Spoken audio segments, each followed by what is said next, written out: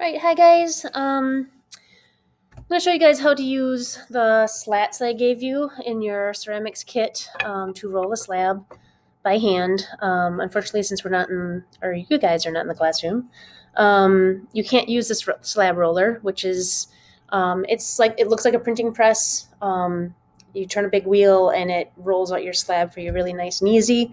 This is not hard, so we'll just do it by hand from home. So you should have two pieces of wood, and that's going to be the thickness of your slab. The ones I gave you are a little thicker than normal, but it'll function for what we're doing. And then I also included a canvas, piece of canvas for you to work on. It won't stick to the canvas like it will on a smooth surface, so hopefully this will prevent your slab from sticking, and then you would have to pry it up and possibly break it and whatnot. So here's my wedged piece of clay. What I'm going to do is I'm going to start out, instead of like going at this as a big chunk of clay and trying to roll it out, which you can do, I'm going to start out just by throwing it. If you throw it and try to pull at the same time, it will eventually start to stretch out.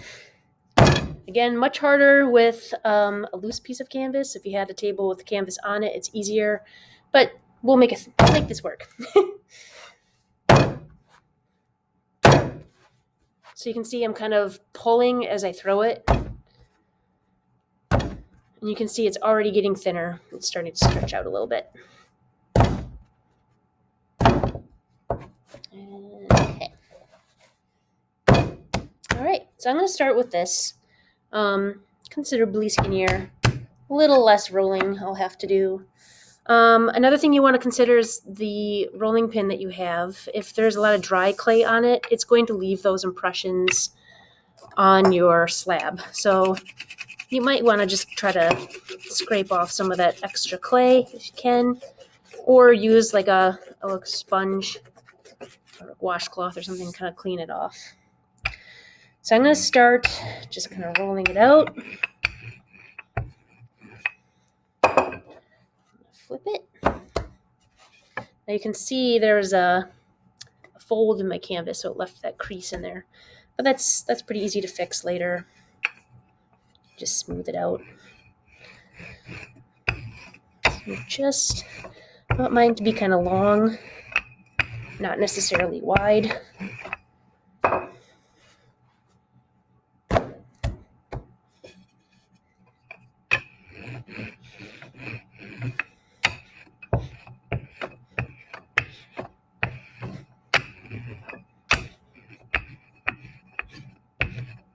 So there's kind of a big hump of clay right in the middle. So I'm kind of trying to work that out to the edges.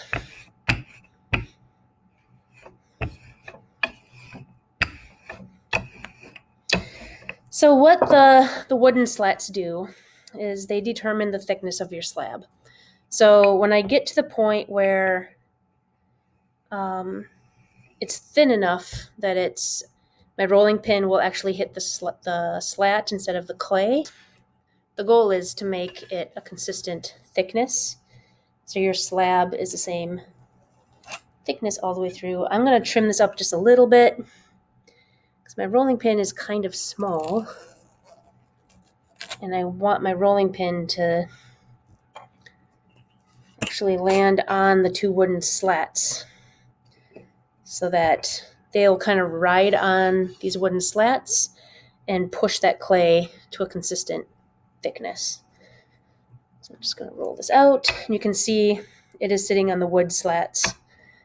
So eventually, once this clay gets pushed or rolled out a little bit more, it won't roll the clay out anymore because it'll be at the height of the slats. Scoot this over a little bit here. Okay.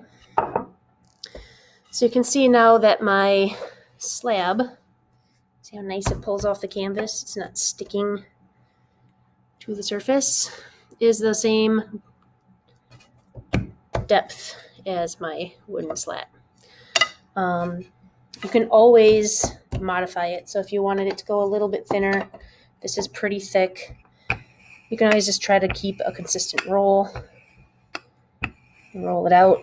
Just make sure that you're putting the same amount of pressure all the way across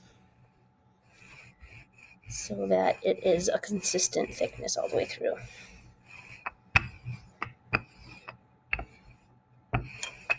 All right. So there is my hand rolled slab.